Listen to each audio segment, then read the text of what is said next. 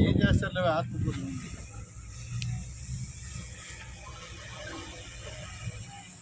శ్రీరాములో ఏంది మన పెట్టేసుకొచ్చావు ఏం మధ్యలో కట్ అయింది మీ ఫోను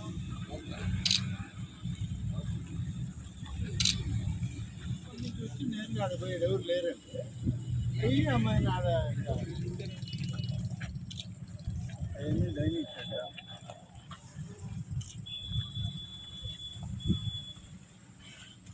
शुक्रवार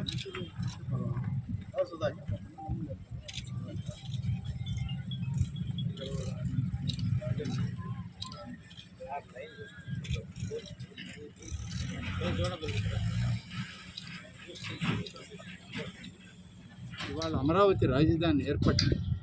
నిలిచిపోతుంది ఇది చరిత్ర మరి ఇవాళ రేపు పార్లమెంటు సభల్లో జరిగేటువంటి ప్రత్యేక కార్యక్రమం అందరికీ తెలుసు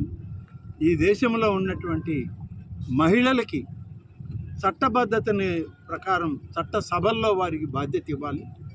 వారికి కూడా అందరితో సమానంగా భాగస్వామ్యం ఇవ్వాలి అని చెప్పి ప్రత్యేక చట్టాన్ని రూపొందించడానికి భారత పార్లమెంట్లో అన్ని రాజకీయ పక్షాలతో మాట్లాడుతూ ప్రధానమంత్రి గారు వారి స్థాయిలో వారు చంద్రబాబు నాయుడు గారు పవన్ కళ్యాణ్ గారు వారి స్థాయిలో ఇవాళ యువనాయకుడిగా యువగళం నేత తెలుగుదేశం జాతీయ వర్కింగ్ ప్రెసిడెంట్ అయినటువంటి నారా లోకేష్ గారు 3 రోజుల నుంచి మరి ఢిల్లీ కేంద్రంలోని అన్ని పార్టీల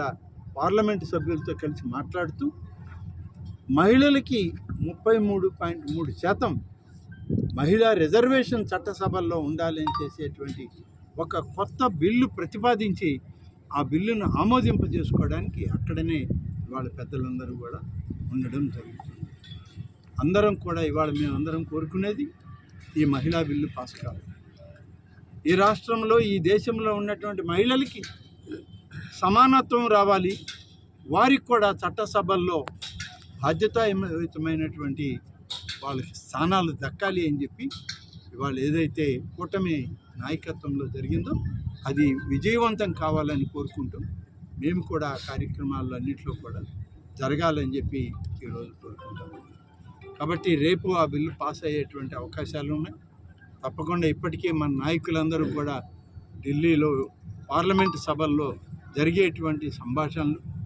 అక్కడ ఉన్నటువంటి డిబేట్లు చూస్తూ దానికి అవసరమైనటువంటి ప్రోత్సాహాన్ని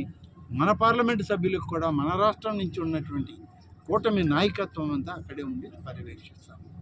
కాబట్టి త్వరలోనే ఆ శుభవార్త కూడా వింటామనేటువంటి నమ్మకం విశ్వాసం మా అందరికీ ఉంది తప్పనిసరిగా ఈ మహిళా బిల్లు పాస్ అయిన తర్వాత మనం మరి ముఖ్యంగా ఈ రాష్ట్రం స్వర్గీయ ఎన్టీ రామారావు గారు 1983లో అధికారంలోకి వచ్చినప్పుడు అనేక సంస్కరణలు తెచ్చారు ఆ సంస్కరణలో ముఖ్యంగా మహిళలకి ఆస్తిలో సమాన హక్కును తీసుకొచ్చిన వ్యక్తి దాదాపు 40 సంవత్సరాల క్రితమే స్వర్గీయ ఎన్టీ రామారావు తర్వాత స్థానిక సంస్థల్లో 50% రిజర్వేషన్లు ఉండాలని చెప్పి మహిళల్ని ప్రోత్సహించినటువంటి పార్టీ కూడా రాష్ట్ర స్థాయిలో ఉమ్మడి ఆంధ్రప్రదేశ్లో తెలుగుదేశం పార్టీ ఆనాడు నిర్ణయం తీసుకొని స్థానిక సంస్థల చట్టాల్లో కూడా మార్పు తీసుకురావడం జరిగింది ఇవాళ భారత ప్రభుత్వం తీసుకొచ్చేటువంటి ఈ మార్పు భవిష్యత్తులో మహిళాభ్యుదయానికి మహిళల యొక్క ఉన్నత స్థానాలను తీసుకెళ్లేదానికి వాళ్ళ ఆలోచనలతో ఒక కుటుంబానికి పరిమితం కాదు ఈ దేశంలో ప్రతి దానికి కూడా వారు ఉండాలి అనేటువంటి దానిలో మరి మహిళలకి ప్రోత్సాహాన్ని ఇవ్వడానికి ఇవాళ చట్టసభల్లో వాళ్ళ భాగస్వామ్యాన్ని ఇవ్వడానికి ప్రభుత్వం పనిచేస్తుంది అది కూడా పాస్ కావాలని అందరం కోరుకుంటున్నాం